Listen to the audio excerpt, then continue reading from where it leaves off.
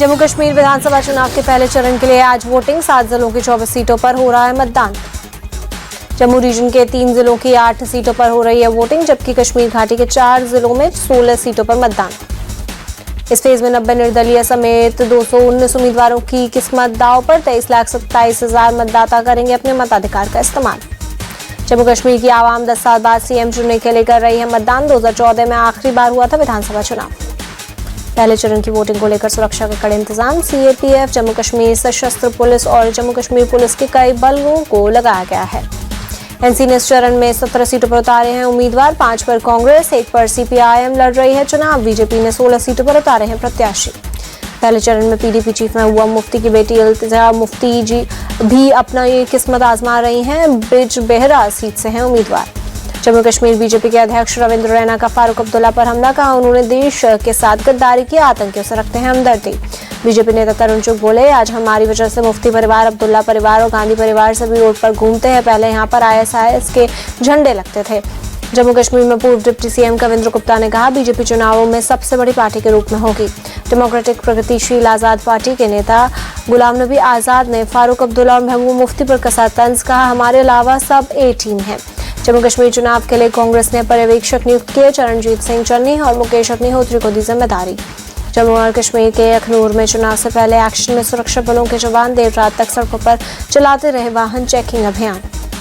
किश्तवाड़ में भी चलाया चेकिंग अभियान। सुरक्षा बलों ने ली गाड़ियों की तलाशी, लोगों के आईडी की जांच की गई।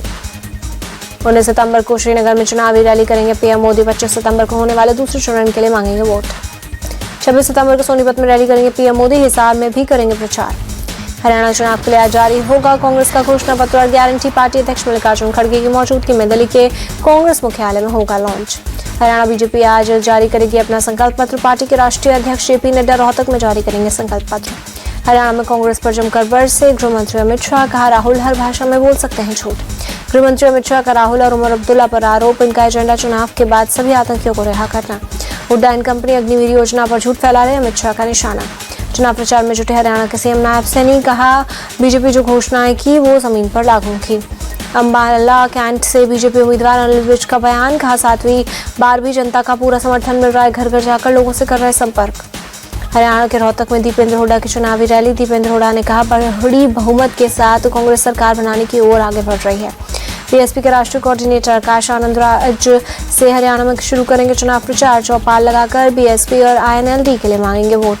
अरविंद केजरीवाल का मुख्यमंत्री पद से इस्तीफा। आतिशी ने नई सरकार बनाने का दावा पेश किया। सरकार बनाने का दावा पेश करने के बाद बोली आतिशी, केजरीवाल के इस्तीफे से दिल्ली के लोग दुखी। केजरीवाल को दोबारा सीएम बनाना ही मेरा मिशन। आतिशी कैबिनेट में सभी पुराने मंत्रियों को मिलेगी जगह। सूत्रों की खबर, 2 नए विधायकों को मंत्री बनाया जाएगा। किरण रिजिजू ने आतिशी को लेफ्टिस्ट बताया। कहा, इनके परिवार ने अफजल गुरु को फांसी से बचाने की लड़ाई लड़ी। आतिशी पर बीजेपी सांसद मनोज तिवारी का अटैक है। उनके परिवार ने अफजल गुरु को हीरो माना। केंद्रीय मंत्री गिरिराज सिंह का केजरीवाल पर तंज। आतिशी को सीएम बनाकर हरियाणा चुनाव में मांगेंगे वोट, पर जनता नहीं करेगी भरोसा। कांग्रेस नेता संदीप दीक्षित ने आतिशी को डमी सीएम बताया। कहा, अरविंद केजरीवाल चलाएंगे सरकार।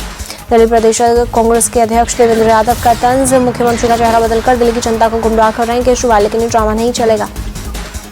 21 सितंबर से 3 दिन के अमेरिका दौरे पर रहेंगे प्रधानमंत्री मोदी। क्वाड लीड्स समिट में होंगे शामिल। गणपति पूजा विवाद पर पीएम मोदी का कांग्रेस पर अटैक। कहा, समाज को बांटने वालों को गणेश पूजा से दिक्कत।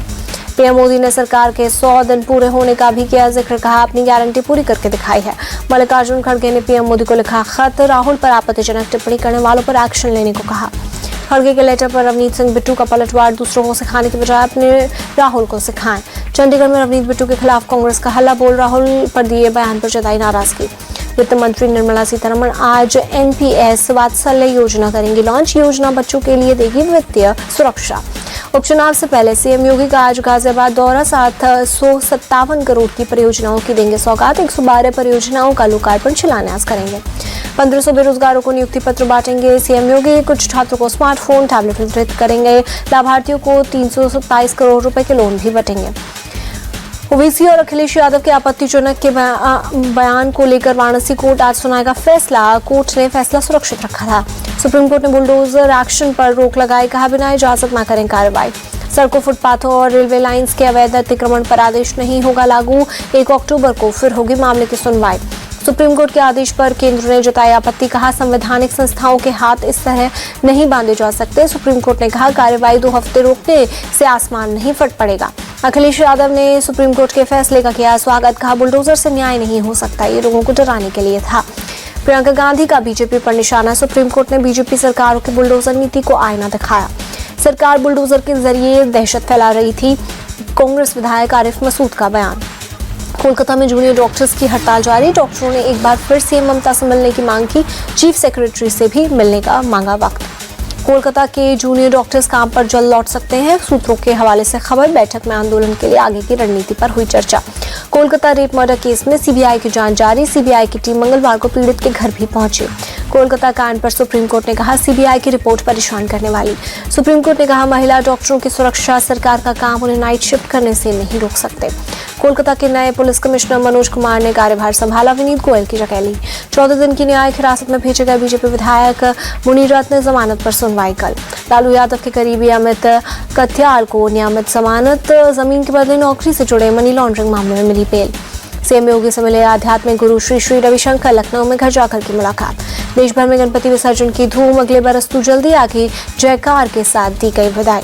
महाराष्ट्र के डिप्टी सीएम देवेंद्र फडणवीस ने किया गणपति विसर्जन, पूरा परिवार रहा साथ। मुंबई में लाल बाग के राजा का शाही विसर्जन, दर्शन के लिए उमड़ा सैलाब। महाराष्ट्र के ठाणे में गणेश विसर्जन घाट पहुंचे सीएम एकनाथ शिंदे, घाट की व्यवस्था का लिया जायजा। एमपी के इंदौर में अनंत चतुर्थी के अवसर पर निकाली गई कई झांकियां, बीजेपी नेता कैलाश विजयवर्गीय हुए शामिल, रथ पर सवार होकर झूमते नजर आए बीजेपी नेता। विदिशा में भक्तों ने T20 विश्व कप को किया सेलिब्रेट, गणेश प्रतिमा के साथ बनाए टीम इंडिया के खिलाड़ियों के पुतले। कर्नाटक के हुबली में देर रात चलता रहा गणेश प्रतिमा का विसर्जन, विसर्जन के दौरान भारी संख्या में लोग हुए शामिल। पत्नी के साथ गणेश मंदिर पहुंचे केंद्रीय मंत्री शिवराज सिंह चौहान, विधि विधान से की पूजा। महाराष्ट्र के धुले में गणपति विसर्जन के दौरान हादसा, जश्न मना रहे लोगों पर चढ़ा ट्रैक्टर, 3 बच्चों की मौत, 5 घायल। राजस्थान के अजमेर शरीफ दरगाह में बनाया गया पीएम मोदी का बर्थडे, 4000 किलो मीठा चावल बनाया गया। यूपी में आज भारी बारिश का अलर्ट, मौसम विभाग ने 34 जिलों में मूसलाधार बारिश का अनुमान जताया, आकाशीय बिजली गिरने की गई आशंका। दिल्ली में आज भी बारिश का येलो अलर्ट, कल शाम कई इलाकों में हुई तेज बारिश। हिमाचल के कई इलाकों में भी आज बारिश की संभावना, शिमला, सोलन, कुल्लू, सिरमौर, कांगड़ा, मंडी जिलों में के लिए येलो अलर्ट जारी। राजस्थान के पूर्वी इलाकों में आज भारी बारिश की चेतावनी, अजमेर, जयपुर, कोटा, भरतपुर, बूंदी में येलो अलर्ट जारी। उत्तराखंड के कई जिलों में लोगों से सतर्क रहने की अपील, भारी बारिश का अलर्ट जारी। झारखंड के सरायकेला में भारी बारिश के बाद बाढ़ के हालात, करीब 100 से अधिक घर डूबे, लोगों ने स्कूल में ली शरण। पंजाब के भटिंडा में गद्दी की फैक्ट्री में लगी भीषण आग, देखते ही देखते फैक्ट्री से निकलने लगी आग की ऊंची ऊंची लपटें। आग लगते ही मौके पर पहुंची फायर ब्रिगेड की टीम, आग से फैक्ट्री में रखा सामान जलकर खाक, प्लास्टिक और फोम होने की वजह से तेजी से फैली आग। जम्मू कश्मीर के राजौरी में दर्दनाक हादसा, खाई में गिरी गाड़ी, सेना के 1 जवान की मौत, 3 जख्मी। फिरोजाबाद ब्लास्ट मामले में पुलिस ने मुख्य आरोपी भूरा उर्फ नवी अब्दुल्ला को मुठभेड़ के बाद किया गिरफ्तार, उसके पैर में लगी गोली, कब्जे सफेद हथियार, जिंदा कारतूस, खोखा भी बरामद। जयपुर के सांगानेर में एक महिला की चेन छीन कर फरार हुए झपटमार, सीसीटीवी में हुई वारदात कैद।